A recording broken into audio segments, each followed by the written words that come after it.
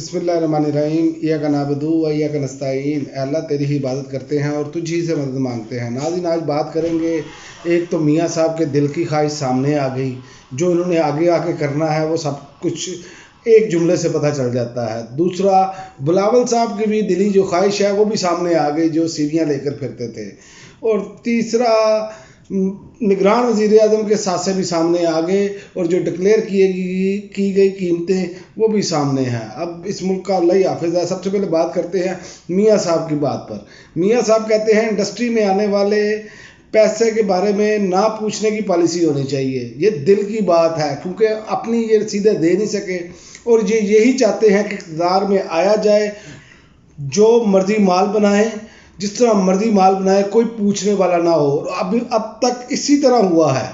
जो पूछा गया था वो भी केसेस ख़त्म हो गए हैं। ये पाकिस्तानियों, आप ये देख लें कि ये क्या कर रहे हैं, इनकी सोच क्या है, ये हमारे सामने है। और जनाब दूसरी जानिब ये भी फरमा रहे हैं मियाँ साहब, इतनी महंगाई में अवाम कैसे जिंदा है। ये तो आपने अपने भाई से पूछना था और पीछे बैठ के जो आप हुकूमत कर रहे थे और आपने अपना संधी भेजा था वज़ीर ख़जाना बनाकर बाकायदा प्रोटोकॉल के तहत, उससे पूछना था क्या पॉलिसियाँ बनाई कि लोग कैसे ज़िंदा हैं। यही तो ये हैरान है कि लोग अभी भी ज़िंदा हैं। असल मसला ये है। और कहते हैं कि कौम को झूठे ख्वाब दिखाने का सिलसिला बंद होना चाहिए। यानी कि आगे शायर कह रहा है कि आगे से आपने ख्वाब भी नहीं देखना, हमने जो आपकी दुर्गत बनानी है वो आप तैयार रहें। गैस की कीमतों में फिर इजाफा कर दिया गया है और ये इन्हीं के लगाए हुए निगरान का तसलसल है, इन्हीं की हुकूमत का तसलसल है। और आगे आप मुझे 2/3 अक्सरियत मांग रहे हैं कि हमें 2/3 अक्सरियत, और ख़ुद हालत इनकी अवाम में ये है कि ये हल्के ढूंढ रहे हैं कहाँ से हमारी फैमिली ने इलेक्शन लड़ना है। तो पाकिस्तानियों, ये आप जहन में रखें, जो वोट आपने डालना है ना, ये वो काशी कर रहे हैं कि हमने करना क्या है। आज आकर सिर्फ वो चंद एक लोग होते हैं जो मफादात उठाते हैं। वो कहते हैं कि जी गलियां पक्कियां करवा रहे हैं, हुण असी जड़ा ना इत्थे लाइटां लवा देनियां ने, स्ट्रीट लाइट लग जानी है। मकसद ये है कि ये जो बल्दियाती नुमाइंदों के काम हैं, ये वो काम भी अपने बड़े लोगों को देते हैं। अब हालत ये हो चुकी है कि आपने अपना ट्रांसफार्मर की शिकायत भी करनी हो ना, तो नून लीग का बंदा पकड़ना पड़ता है। तो ये फिर वही कल्चर, वही पाकिस्तान को कुएं में धकेला जा रहा है। बड़ा अच्छा सिलसिला शुरू हुआ था कि हर इदारे की एक ऐप बनी थी जिस पर शिकायत दर्ज होती थी और उस पर एक्शन होता था, लेकिन ये सब कुछ इन्होंने ज़ीरो कर दिया है। और दूसरी जानिब जनाब बिलावल जरदारी साहब जो हैं, उनका भी फरमाना चेक कर लें। वो कहते हैं किसी को दूसरी या चौथी बार वज़ीर-ए-आज़म बनाने से बेहतर है अवाम मुझे मौका दे। जनाब, आपने जो वज़ारत ख़ारजा में कारकर्दगी दिखाई है, इतने दौरे किसी वज़ीर ख़ारजा ने इतनी कम मुद्दत में नहीं किए। CV लेकर आप अमेरिका जाते थे, CV लेते थे, बार बार अमेरिका जाते थे, एंटोनी ब्लिंकन से मिलना है, ये करना है, वो करना है। भाईजान, इक़्तिदार अवाम ने देना है, यही आप लोगों ने ऊपर से कहते हैं हमने सिलेक्टेड की हुकूमत को गिरा दी थी। और सिलेक्टेड तो भाई आप साबित हुए हैं सारे, जिनको अभी तक सहूलतें मिल रही हैं, जो मर्जी कर रहे हैं, कोई कार्रवाई नहीं, कोई कुछ नहीं। सारा कुछ करने के बावजूद आप सब दूध के धुले हैं। जनाब आपकी जमात भी, जनाब मुस्लिम लीग नून भी, जनाब JUI भी। तो ये चीज़ें जो हैं ये अवाम देख रही है और अवाम को नज़र आ रहा है। तो आप दूसरी जानिब देखें कि निगरान वज़ीर-ए-आज़म ने जो सासे डिक्लेयर किए हैं, 10 तोला सोने की मालियत 80,000 रुपये बताई गई है। अब आप मुझे ये बताएं, 10 तोले की मालियत 80,000 रुपये बनती है? यानी कि इस कौम के साथ इतना बड़ा जुल्म। और गरीब आदमी को कहते हैं कि ये जो हर चीज़ पे टैक्स दे रहा है, उसको कहते हैं ये टैक्स नहीं देता। अब आप खुद अंदाज़ा करें कि इनकी हालत क्या है। और जो कराची में जनाब का घर जो DHA में है, उसकी मालियत 40 लाख बताई गई है। आप लाहौर में मुझे 2 मरले का घर 40 लाख में लेके दिखाएं। लेकिन ये बात ये है कि यहाँ पर कोई पूछने वाला नहीं है। हर अदारा इनका सहूलतकार बना पड़ा है। बड़े लोगों के खिलाफ कोई कार्रवाई नहीं है। जिन्होंने जो गुनाह किए उनके वो भी माफ़। आप अंदाज़ा यहाँ से कर लें कि ये सूरत हाल कहाँ तक जा पहुँची है। डॉलर जो हमने रोक दिया जी, डॉलर देखे कैसे नीचे आ रहा है, अब देखा कैसे डॉलर ऊपर जा रहा है। ये सब चीज़ें मसनूई तौर पर करते हैं और फ़ायदा उठाते हैं, अपने लोगों को फ़ायदा देते हैं। इसके अलावा मुझे तो कुछ नज़र नहीं आ रहा। इसके अलावा तो ये आपके सामने है कि صدر صاحب کہہ رہے ہیں جی عمران خان اور فوج کے درمیان مسائلات میں ناکامی کی وجوہات تھیں، لیکن اس پر انہوں نے بات نہیں کی۔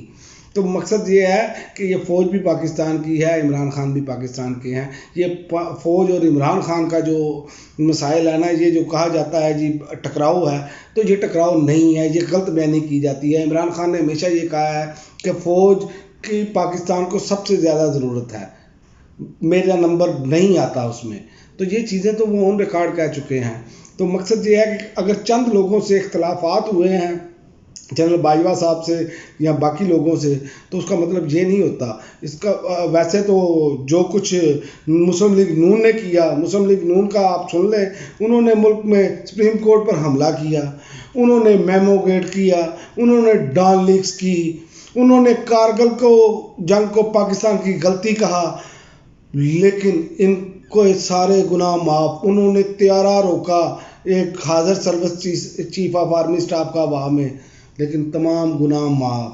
اور دوسری جانب آپ دیکھیں، یہ جو کہتے ہیں کہ جناب ہم بڑے جمہوری ہیں، محترمہ بے نظیر بھٹو کی شہادت کے بعد مجھے یہ بتائیں، جو جلاؤ گراؤ ہوا، جو ٹرینوں کو آگ لگائی گئی، جو پیٹرول پمپ جلائے گئے، جو کروڑوں کا نقصان، اربوں کا نقصان ہوا، کیا ان لوگوں کے خلاف کوئی کارروائی ہوئی؟ کوئی کارروائی نہیں ہوئی۔ یہ سب دودھ کے دلہے، کیونکہ یہ بینیفیشری ہیں اس نظام کے، سسٹم کے، اور عمران خان اس نظام کے سخت ترین مخالف ہیں کہ جس میں کوئی معاملہ نہیں ہے، جس میں تمام چیزیں جو ہیں وہ صرف اور صرف اشرافیہ کے لیے ہیں۔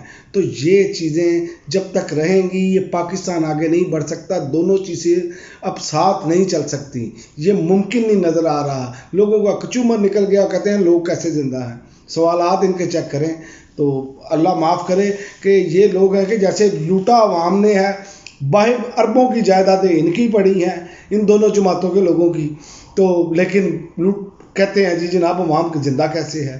یعنی کہ یہ قوم کا مذاق بناتے ہیں، کیونکہ ان کو پتہ ہے کہ انہوں نے جب بھی اقتدار لیا ہے نا، اسٹیبلشمنٹ کے کندھوں پر لیا ہے انہوں نے، تو یہ آج بھی عوام کو کیڑے مکوڑے ہی سمجھ رہے ہیں۔ اصل مسائل یہ ہیں، لیکن سمجھنے کے لیے تیار نہیں ہیں۔ اور دوسری جانب میں آپ کو بات بتا دوں کہ اسرائیل نے جو بربریت جاری کی ہوئی ہے، تمام امت مسلمہ کو یقین کریں وہ شرم سے ڈوب مرنا چاہیے۔ جو حالت غزہ کی کر دی، جو حالت غزہ کو قبرستان بنا دیا انہوں نے۔ اسرائیلی ٹینک جو ہے شفا ہسپتال میں داخل ہوئے، انہوں نے توڑ پھوڑ کی، زخمیوں اور پناہ گزینوں کی تلاشی لی اور متعدد شہید کر دیے اس میں سے۔ تو آپ یہاں سے اندازہ لگا لیں کہ کتنی بربریت ہے۔ اور ہم یہاں پر جناب نہ ہم نے پیٹرول بند کرنا ہے، نہ ہم نے گیس بند کرنی ہے، نہ ہم نے بائیکاٹ کرنا ہے، ہم نے صرف مذمت کرنی ہے۔ یہ حالت ہماری امت مسلمہ کی ہے، اور پوری کی پوری امت مسلمہ اس ٹائم فلسطینیوں کی مجرم ہے، یہ میں آپ کو بتا دوں، کیونکہ ہم لوگوں نے اس توانا طریقے سے آواز ہی نہیں اٹھائی۔ ہم سے زیادہ بہتر امریکہ میں آواز اٹھائی گئی، ہم سے زیادہ بہتر آواز جو ہے لندن میں اٹھائی گئی، لاکھوں لوگوں نے احتجاج کیا اس پر۔ ہم ہیں کہ ہم اس پر سوچنے کے لیے تیار نہیں ہیں۔ اور کل بھی میاں صاحب نے کہا تھا کہ نئے پاکستان میں کیا نیا ہوا، ہمارے شروع کردہ منصوبے بھی رک گئے تھے۔ تو بات یہ ہے کہ جناب آپ کے جو منصوبے کک بیکس ہیں نا، یہ آپ کی جو اورنج ٹرین ہے، وہ چلائیں پھر بھی خسارہ ہے، نہ چلائیں پھر بھی خسارہ ہے۔ اب آپ لوگوں کو اس طرح بیوقوف نہیں بنا سکتے۔ شعور کا جن میں بار بار کہہ چکا ہوں کہ یہ بوتل سے باہر آ چکا ہے۔ آپ سوچیں آپ نے کیا کرنا ہے۔ آپ نے جو بتایا، جو آپ کی آخری اچھا ہے کہ ملک کو دوبارہ اسی طریقے سے چلایا جائے، اسی طریقے سے اس ملک کے عوام کے ساتھ سلوک کیا جائے، اور اسی طریقے سے سارے معاملات چلائے جائیں، تو یہ نہیں ہو سکتا۔ اب آپ کے پاس کوئی ایسی گدڑ سنگھی نہیں ہے۔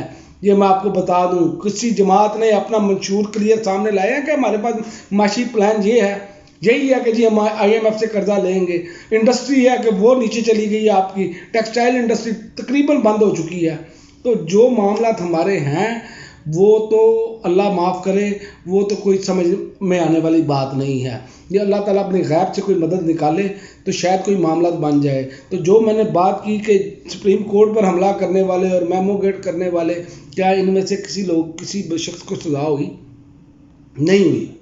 اور آج آ کر آپ دیکھ لیں، آج میاں صاحب کی اپیلیں جو دائر کی گئی ہیں ان کی وہ بھی لگ گئی ہیں، اور عمران خان کو جو ابھی تک ٹرائل نہیں شروع ہوا جسے کہتے ہیں، اور دوسرے طریقے سے عمران خان کو جیل میں اندر رکھنے کے لیے یہ جناب لاڈلے کی خواہش تھی۔